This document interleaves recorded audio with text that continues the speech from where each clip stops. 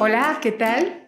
Soy la doctora Araceli Solís. Creo que ya nos hemos visto por ahí en algunos podcasts y en algunos videos por ahí. Espero que me recuerden muy bien. Soy neuróloga pediatra y el día de hoy, ¿qué creen? Vamos a hacer un podcast en el grupo de Creando Superhéroes, a un grupo de superhéroes súper recontra especiales. Nuestros niños del espectro autista. Esta situación del espectro autista es algo que genera mucha inquietud en la población general, porque déjenme decirles que desde 1943, que fueron descritos por primera vez como un grupo de patología dentro del sistema nervioso central, no sabían exactamente qué estaba pasando con estos niños que tenían ciertas características, donde los problemas básicos con ellos tienen que ver con problemas de la comunicación y problemas con socialización. Algunos de ellos se acompañan de retardo mental, que son el grupo mucho más evidente de este tipo de problemas. Y esto, a partir de pandemia, de estos 2 años que hemos estado encerrados, que creó un cambio importantísimo en el medio ambiente de estos niños. Se han mantenido más en casa, han ido menos a las escuelas, se les ha dado más aparatos para mantenerlos entretenidos. Cada día estamos diagnosticando más niños con síntomas asociados al espectro autista. Escuchen muy bien lo que dije, espectro autista. Yo no dije autistas. El espectro autista engloba una gran cantidad de patologías que comparten síntomas en los problemas de comunicación, en los problemas de socialización y en las estereotipias, pero al mismo tiempo tienen muchas características diferentes. Entonces yo les comento, es como un gran cajón que a su vez tiene pequeños cajones en medio que hace diferencias significativas entre un autista típico y un Asperger, por ejemplo, un desorden generalizado del desarrollo y un autista con otros síndromes genéticos. ¿Por qué la importancia? Déjenme decirlo, si esto no es para crear controversia, más bien expectativas de que diga uno, wow, ¿qué está pasando en este planeta? Es que voy a considerar 1980, en los niveles de estadísticas se encontraba un autista por cada 10,000 personas sanas. 1 por cada 10,000. Y en ese tiempo tenía que reunir ciertas características genotípicas, que tenía que tener ascendencia judía, tenían que ser güeritos, de ojos claros, para poder considerarlos dentro de este espectro. Bien, eso fue en 1980, un autista por 10,000 sanos. La Universidad de Utah hace un estudio anual constantemente en poblaciones medias y se va casa por casa preguntando los rasgos del espectro autista de los que habitan en esa casa. Y lo que han encontrado en el 2021, octubre 2021, o sea, hace escasamente unos 6 meses, encontraron un autista por cada 53 sanos. Observan la diferencia entre 1980, 1 por 10,000, ahorita 1 por 53, y eso genera una expectativa muy amplia. O nos estamos volviendo más abusados para hacer diagnósticos, o hay cada vez más. Y eso lo vamos a dejar en una interrogante, porque en realidad no lo sabemos. No lo sabemos qué es lo que está pasando, pero sí observamos que en estos 2 últimos años el incremento fue exponencial. ¿Qué quiere decir esto? Que los niños con espectro autista ya vienen con una carga genética para desarrollar el problema.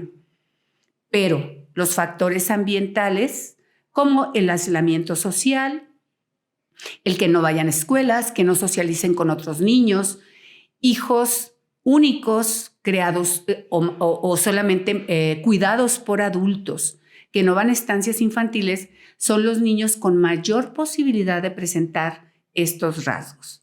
Y es tan importante que podamos detectar los rasgos del espectro autista en los primeros años y lo más cercano posible a la edad de 2 a 4 años, porque cualquier cosa que hagamos entre los 2 y los 4 años puede favorecer el desarrollo, la mejoría y la desaparición de rasgos del espectro en muchos de estos niños. No hay garantía de que se le vaya a quitar el trastorno o que lo vayamos a minimizar. Depende mucho de cómo responda el cerebro de manera individual de estos niños.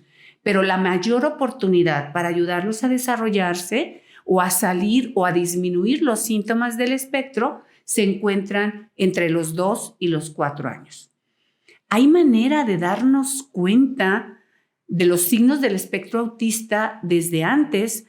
Claro que hay manera de darnos cuenta y se conocen como síntomas preautismo. O sea, un niño que es demasiado quieto, un bebé que no llora, un bebé que no pide brazos, un bebé que no pide de comer, que está totalmente pasivo e hipotónico, es un niño que podemos sospechar altamente que pueda tener rasgos preautismo. O todo lo contrario, un niño que llora todo el tiempo, que llora constantemente, que no hay nada que lo consuele, que se pone muy irritable, muy ansioso, que no permite que lo toquen, que le molestan los ruidos, que le molesta la convivencia. Son rasgos del espectro preautismo que nos están dando como focos rojos que nos pueden permitir intervenir. No podemos hacer el diagnóstico todavía y decir a un niño de 2 años, este niño es autista típico, este niño es un Asperger o este niño es un autista típico. No, pero sí podemos de alguna manera detectar los rasgos que nos puedan permitir de alguna manera, ¿qué les puedo decir? Intervenir dentro del desorden para minimizar los factores de riesgo. Es importante también resaltar muchos de los signos o síntomas del espectro autista que antes no se consideraban mucho, son ahora los rasgos de desintegración sensorial. Algo que no tomábamos en cuenta. O sea, solamente sabíamos que un niño lloraba mucho, pero no nos dábamos cuenta que lloraba porque el ambiente era muy ruidoso o el ambiente las texturas estaban muy, muy difíciles de manejar por él. Entonces, ya se agregó a la evaluación del espectro autista hacer una evaluación de la integración sensorial. ¿A qué se refiere eso? ¿Cómo se comporta con el ruido? ¿O se comporta como sordo o le molestan intensamente los ruidos? ¿Cómo se comporta en la situación del gusto? ¿Sí? ¿Es muy selectivo? ¿Decide comer solo un cierto tipo de alimentos? ¿O es un niño que prefiere sabores muy fuertes, niños que comen alimentos muy condimentados con sabores muy fuertes? Estamos hablando de niños que requieren ayuda para la integración sensorial. Pueden ser hiperreactores o pueden ser hiporreactores, pero realmente estamos teniendo problemas en la integración sensorial. Otro factor importante, el tacto. O sea, niños que tienen problema para tocar ciertas texturas, o niños que andan tocando todo y todo lo tienen que tocar antes de llevarlo a hacer cualquier otra actividad. Otra área importante, el área vestibular, que es la que permite la relación con el movimiento. Un niño hiporreactor vestibular obviamente es un niño que va a tener necesidad de moverse muchísimo. Un niño hiperreactor es un niño demasiado quieto, que no se mueve, que tiene muchas torpezas motoras. Entonces, la integración sensorial vino a hacer más fino el diagnóstico del trastorno del espectro autista. Este trastorno no es un invento, es una situación biológica por la que pasan muchos niños, pero que no es un solo síntoma el que nos va a hacer el desorden. O sea, necesitamos conjuntar una serie de síntomas para poder calificarlo, y para eso usamos escalas de validación diagnóstica que nos ayudan en los niños pequeños, por ejemplo, como tenemos la evaluación de MECHAD, o tenemos también la evaluación en niños más grandecitos de 4 a 6 años, que es la evaluación de CARS, o en niños mayores de 6 años, que es la evaluación de ADOS.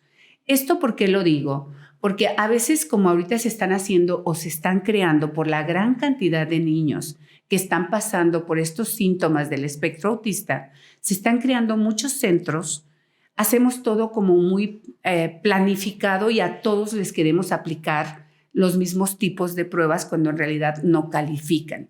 Entonces, tenemos que usar las pruebas dependiendo de la edad del niño para que nos aporte la mayor cantidad de datos posibles. No solamente el niño que no habla es un espectro autista, porque eso es muy típico en nuestro país. Niño que no habla es autista hasta no demostrar lo contrario, cuando un niño puede no hablar por una gran cantidad de patologías distintas. Entonces, deben de ser triada. Triada es 3 síntomas. Si no los tiene, no está dentro del espectro. Trastornos de la comunicación. Y eso hablo desde poner atención, seguir una instrucción, hablar un lenguaje espontáneo y que el niño se comunique, porque el niño puede hablar y no comunicarse. Te puede recitar totalmente un comercial y te lo dice al revés y al derecho, pero no sabe ni siquiera lo que está diciendo. Entonces el niño tiene que aprender a comunicarse. Tenemos una gran variedad de niños del espectro autista, desde el niño con retardo mental, que lo consideramos pues un autismo catastrófico porque el retardo mental no le permite avanzar en sus habilidades de aprendizaje. Y tenemos niños con habilidades sobresalientes que naturalmente son capaces de aprender por situación de que les gusta el tema, aprender muchísimo idiomas o números o letras. Tengo aquí un niño que recientemente lo vamos a poner a trabajar en intervención temprana, que llegó a los 4 años y medio y me habla 7 idiomas. Dicen, ¿cómo los aprendió? Solo. YouTube, internet, la televisión por cable, que le puedes estar cambiando idiomas al revés y al derecho, y el niño pone ese idioma y lo puede hablar, lo entiende y lo interpreta. Pero además este niño, curiosamente, es alguien que yo quiero estudiar muy bien, porque además tiene habilidad lectora. O sea, no nada más lo habla, lo puede leer, ¿sí? No lo escribe porque no le encanta escribir, pero lo puede leer. O sea, tú le das algo escrito en el idioma y el niño te lo lee en el idioma, pero además le preguntas qué es lo que dice y te lo traduce al español. Un niño de 4 años y medio dentro de un espectro autista que no parece autista y que lo van a tratar como sobredotado, pero que en realidad no se comunica.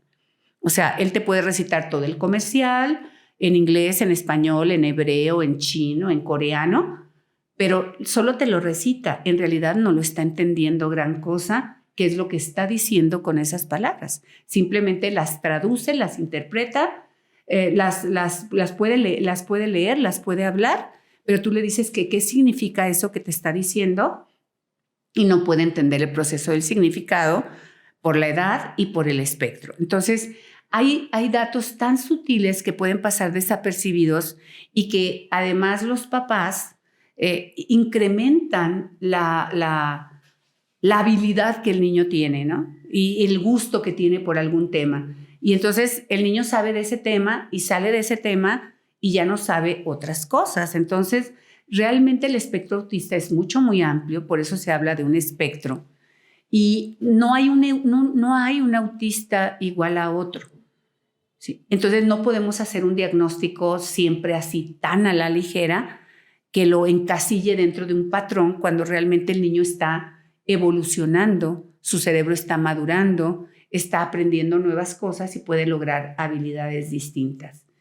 Pero realmente para poder considerar espectro autista es la triada. Estereotipias, que tienen que ser movimientos atípicos, constantes y repetitivos, problemas en la comunicación y problemas para socializar. No saben buscar el proceso de empatía, no saben cómo relacionarse. Algunos de ellos en la situación de relacionarse utilizan estrategias negativas. Por ejemplo, es el niño que muerde, o sea, llega y muerde al otro niño y a través de esa mordida quiere jalar su atención, pero no la jala de una manera positiva y correcta y el otro niño llora, se asusta y se va. Entonces este niño no tiene las estrategias de comunicación correcta o pellizca, o tenemos el niño que te da de topes, llega y te da de topes así en el cuerpo. ¿Y por qué te da de topes? Porque tú reaccionas, volteas y lo ves. Entonces el niño dice, pues es una manera de comunicarme, no sé cómo hacerlo, pero lo estoy haciendo. Lo intentan de alguna u otra manera. Entonces aquí lo importante, fíjense, no es ponerles un nombre al espectro autista, no es ponerle un nombre, porque hay papás que buscando que les digan sí o no es autista, ¿sí? Se pasan buscando de un profesional a otro y a otro y a otro y están perdiendo su tiempo, cuando en realidad lo que importa es la intervención. Intervenir en las áreas de desarrollo que el niño tenga problemas. Bueno, si tiene torpezas motoras, pues hay que trabajar la parte motora. Si tiene problemas de comunicación, los problemas de comunicación, las estrategias de socialización, todo lo que tengamos que hacer es muy importante a través de la intervención temprana y oportuna dentro del diagnóstico. Para eso, eso creamos exactamente la página de Creando Superhéroes, es para que entendamos que estos niños tienen habilidades, están ahí y necesitamos ayudarlos para que puedan desarrollar las otras habilidades que les están faltando. Dentro del espectro autista hay muchos mitos, sí, muchos mitos. Uno de ellos es las vacunas son causantes del espectro autista. Y obviamente este mito salió por allá como en los años, en 1975, llegando casi 1980. Y obviamente la Organización Mundial de la Salud, que está estudiando todo este diagnóstico, tomó cartas en el asunto, revisó qué estaba pasando con las vacunas como causantes del espectro autista y encontraron que las vacunas que se usaban en aquel tiempo tenían como un estabilizador con base de mercurio. Y el mercurio es un veneno hasta cierto punto. Y entonces la Organización Mundial de la Salud dijo, a partir del año 2000, ninguna vacuna se realiza con estabilizadores de mercurio, ¿sí? ¿Y qué creen que pasó? Siguió aumentando el autismo. O sea, no fue la causa, no fue la única causa probable que estaba condicionando el espectro autista. El uso de alimentos industrializados con colorantes y saborizantes artificiales y también lo que tienen conservadores como el glutamato monosódico son causantes del espectro autista. ¿Qué es el glutamato monosódico? Lo seguimos usando. Todo lo que viene en bolsita sellada y que viene en lata sellada trae glutamato monosódico, ¿sí? Además, los colorantes que ya sabemos, el rojo y el amarillo, que los usan mucho. Bien, a algún grupo de estos pacientes se les seleccionó para dejar de usar esos alimentos y se les creó una alimentación especial. Ok, de 100 niños, solo 19 mejoraron un poco. Entonces, no es la causa única el uso de los colorantes y saborizantes artificiales. No promuevo su uso, ¿de acuerdo? O sea, no soy fan de que coman comida enlatada, pero no es la causa real y única del espectro autista. Otro que fue por ahí en los 70s, que fue muy, muy interesante, algún psiquiatra que tenía algún problema con su mamá en ese tiempo, dijo que era causado por las mamás que abandonaban a sus hijos y se iban a trabajar. Bueno, actualmente seguimos encontrando espectro autista en mamás de 24/7, o sea, mamás que están todo el tiempo con ellos, y en mamás que trabajan, o sea, no es tampoco una causa. Entonces, no hemos podido encontrar una causa específica. Sí se han encontrado genes, o sea, la parte genética queda totalmente clara, pero son más de 187 genes probables que se involucran dentro del espectro. ¿Y por qué lo hemos encontrado? Bueno, hemos encontrado que un solo gen en una familia nos puede dar trastorno por déficit de atención, nos puede dar Asperger, o nos puede dar autismo, o nos puede dar otros diagnósticos asociados al lóbulo frontal. Entonces, un gen en la familia puede darme diferentes variables de presentaciones clínicas de nuestros pacientes. Yo puedo tener un niño con Asperger y un niño con autismo típico y puedo tener otro con TDA.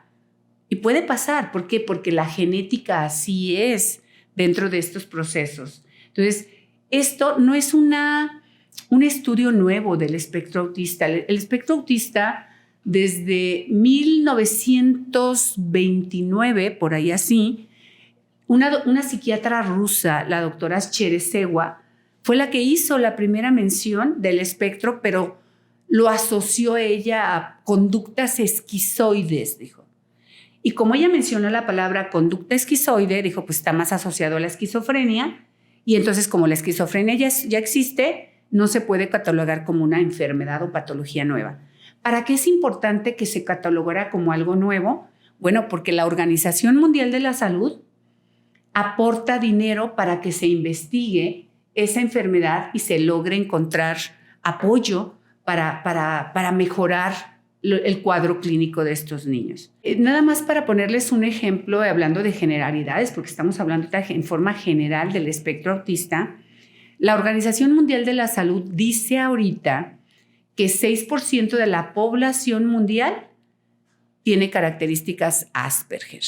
O sea, son inteligentes, les encanta su tema, se manejan solo con su tema, no son muy sociables, se mantienen medio aisladones y cuando hablan de su tema se explayan al revés y al derecho, y cuando no es su tema deciden, lo siento, no me interesa mucho, y hasta pones cara de pocos amigos y se van.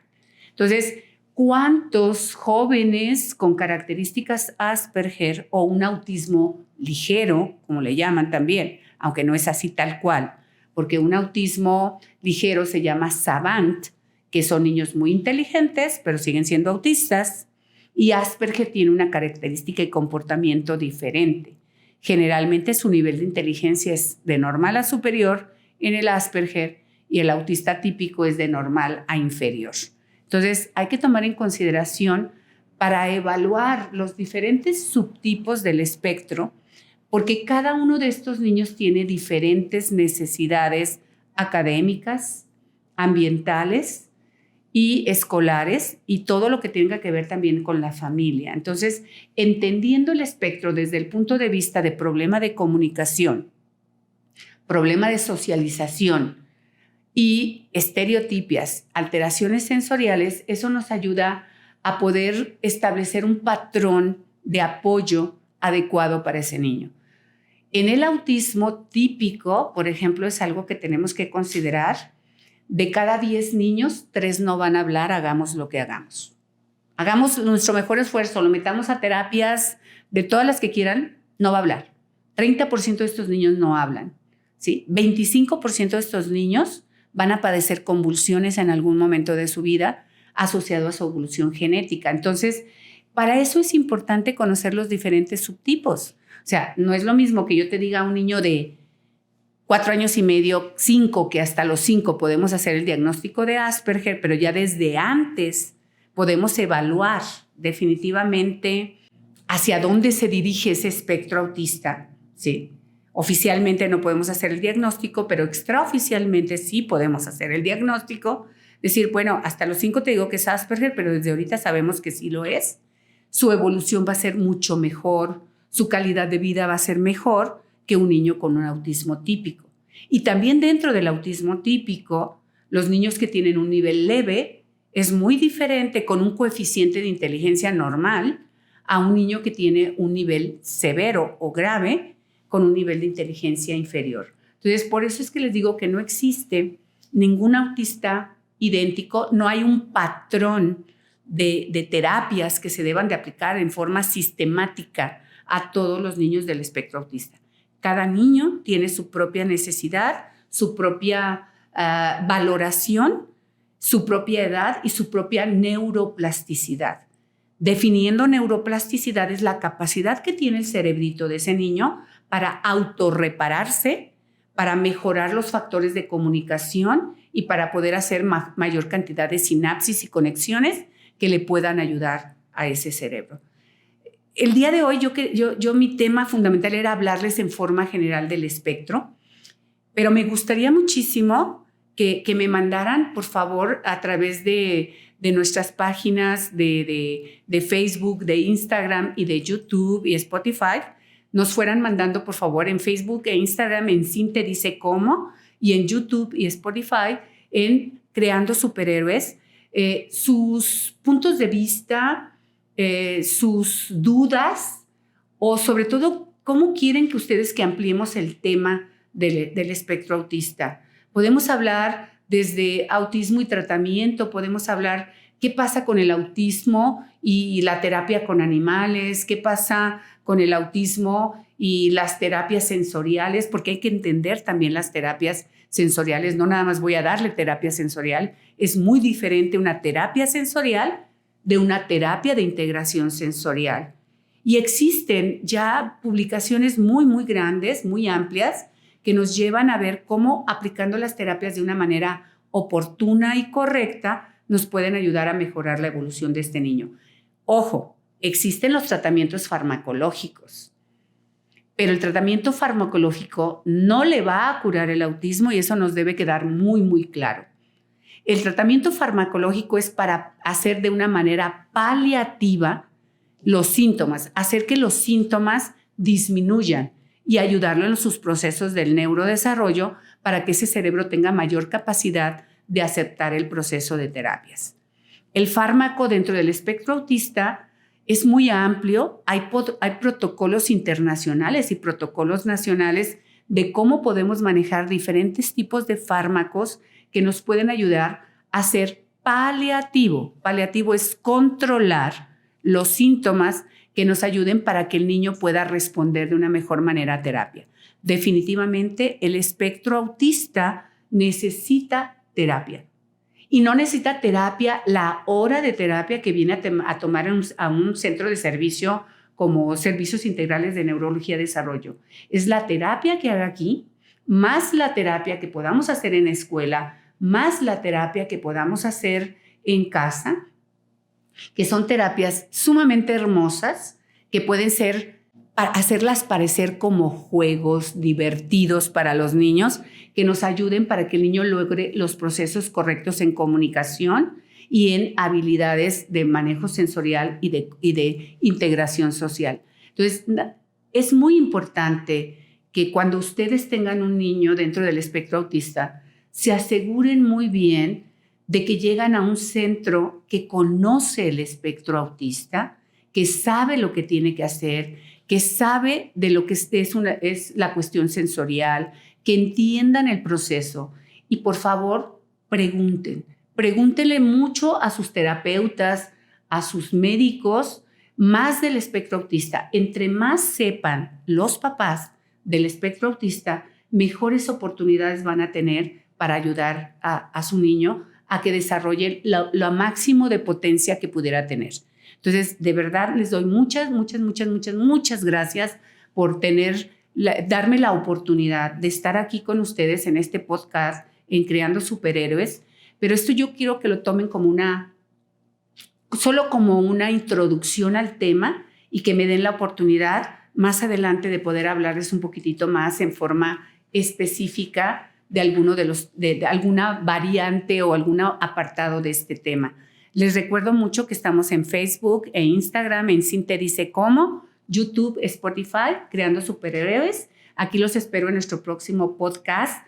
También tenemos nuestros números telefónicos, el 33 36 29 28 03, nuestro WhatsApp 33 18 33 18 49, para tener todos sus comentarios, dudas, preguntas, para poder entendernos un poquitito más y que me den la oportunidad de estar cerca de con ustedes y aportar lo que yo pueda darles. Les recuerdo, soy Norma Araceli Solís Cuevas, neuróloga pediatra, y trabajo en el Centro de Servicios Integrales de Neurología y Desarrollo, y aquí haciendo con ustedes nuestros podcasts con muchísimo gusto.